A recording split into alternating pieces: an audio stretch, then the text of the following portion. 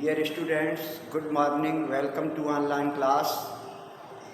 I hope you will be in high spirit and studying sincerely with the help of online classes videos.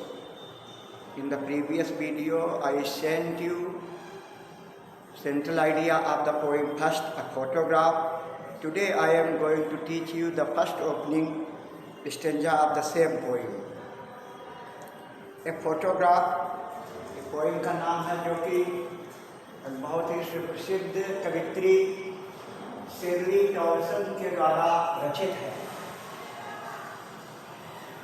The cardboard showed me how it was when the two girls' cousins went paddling, each one holding one of my mother's hands, and she, the big girl, some 12 years or so, all three stood still to smile through their hair. At the uncle with the camera, a sweet face, my mother's, that was before I was born, and the sea, which appears to have changed less, washed their terribly transient feet.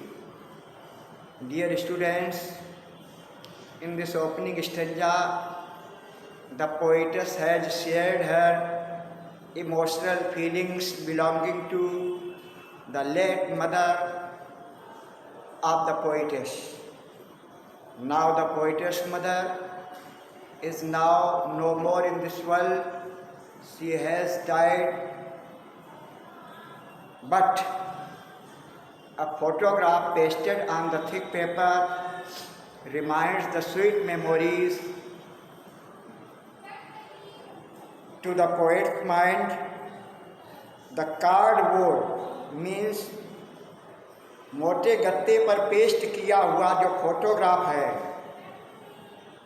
Shows me how it was, मुझे ये बताता है, याद दिलाता है कि ये किस तरह का था। When the two girl cousins went paddling, जब दो चचेरी बहनों के साथ में मेरी माँ जो है समुद्र के छिछले पानी में हाथ पैरों से छप छप करते हुए तैरने का मज़ा लेने के लिए गई हुई थी। Each one holding one of my mother's hand, दो चचेरी बहनें अगल बगल में खड़ी हुई, बीच में माँ की फ़ोटो और माँ के दोनों बहनें, चचेरी बहनें एक एक हाथ पकड़े हुए, और वो बड़ी हैं उन बहनों से, बहनें छोटी हैं, और उस बड़ी जो कि माँ है बीच में, सम 12 ईयर्स और सो उनकी उम्र जिस समय फोटोग्राफ हुआ तकरीबन 12 वर्ष का रहा होगा।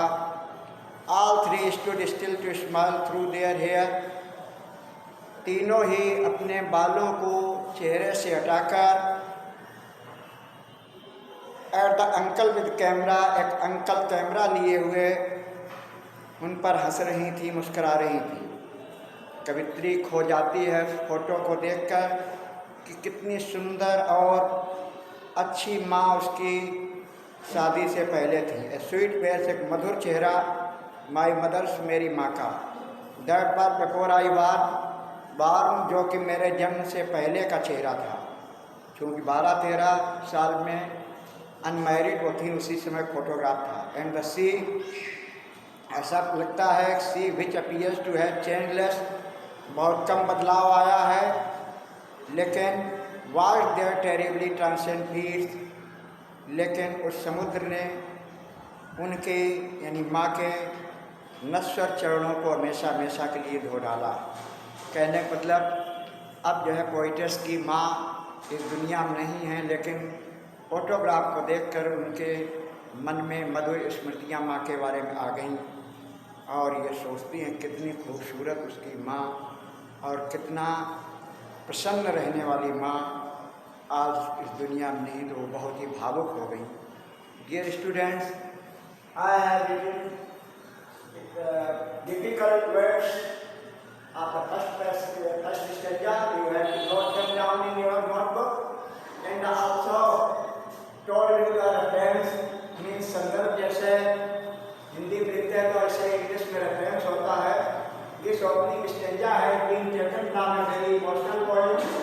यह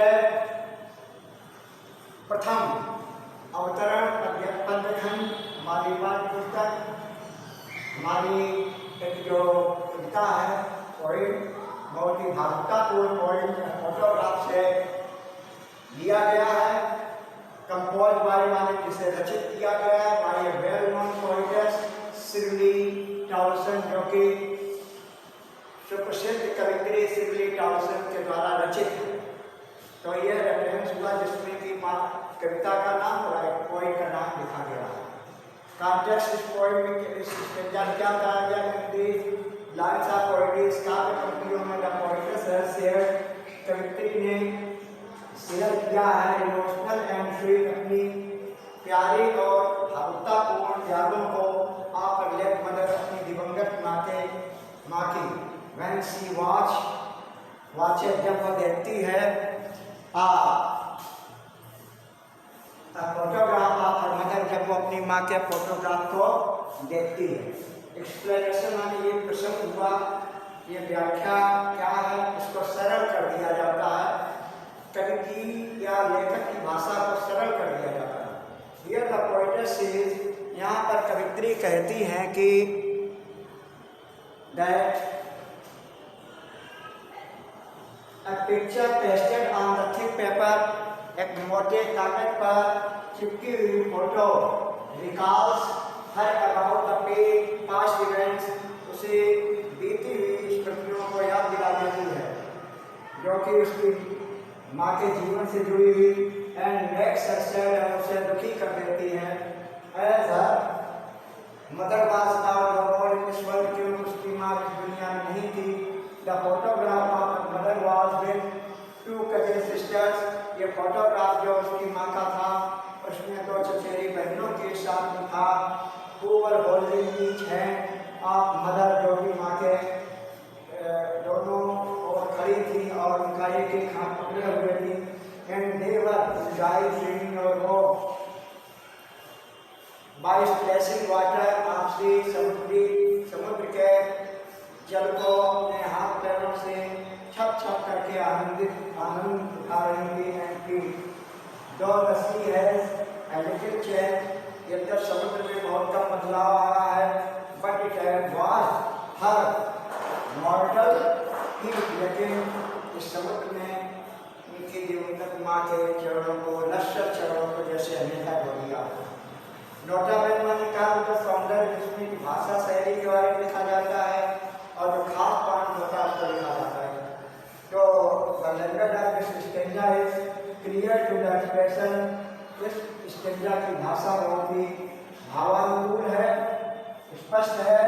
the poets recalls the sweet memory of her late mother, कवित्री अपनी दिवंगत माता की मधुर स्मृतियों में खो जाती है। Dear students, remaining stanzas will be taught you in the next video. Till then, goodbye. Have a nice day.